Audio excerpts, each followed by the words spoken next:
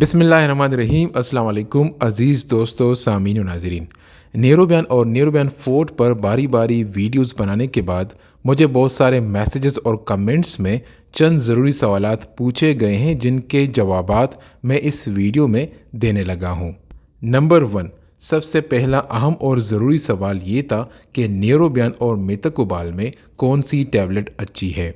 तो इसका सिंपल और आसान जवाब ये है कि न्यूरोबयान टैबलेट के अंदर B1, B6 और B12 होता है, जबकि मेथाकोबाल में सिर्फ B12 ही मौजूद होता है।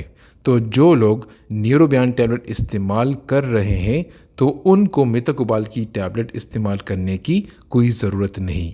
हाँ, जिन लोगों में B12 की बहुत कमी हो तो उनको पहले B12 का टेस्ट करके अपने डॉक्टर के मशवरे से न्यूरोबयान टैबलेट के साथ मेथाकोबाल की टैबलेट इस्तेमाल कर सकते हैं।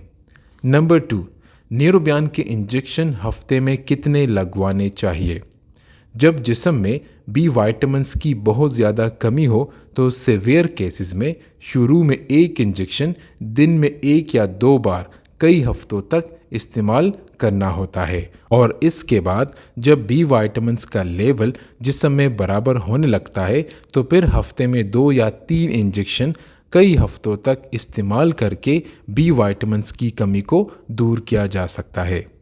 नंबर 3, न्यूरोबयान को किस वक्त इस्तेमाल करना ठीक है।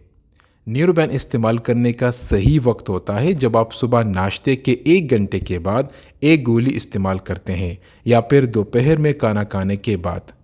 रात के खाने के वक्त न्यूरोबयान की टैबलेट इस्तेमाल ना करें। नंबर 4, शुगर की दवाइयों के साथ न्यूरोबयान टैबलेट इस्तेमाल करना चाहिए कि नहीं। शुगर के मरीजों को खुसूसन जो ग्लूकोफेज यानी मेटफॉर्मिन खा रहे हो तो उनको एक गोली रोज़ाना के हिसाब से कई महीनों तक इस्तेमाल करना चाहिए, जिससे शुगर के मरीजों में पट्टों में खिंचाव और जिस्म में सुस्ती ना रहे। उम्मीद है कि वीडियो आपको पसंद आई होगी। कमेंट सेक्शन में अपनी राय का इज़हार ज़रूर कीजिए। मिलते हैं एक नेक्स्ट वीडियो में एक नेक्स्ट टॉपिक के साथ। तब तक अपना ख्याल रखिए। Thank you so much. अल्लाह हाफिज़।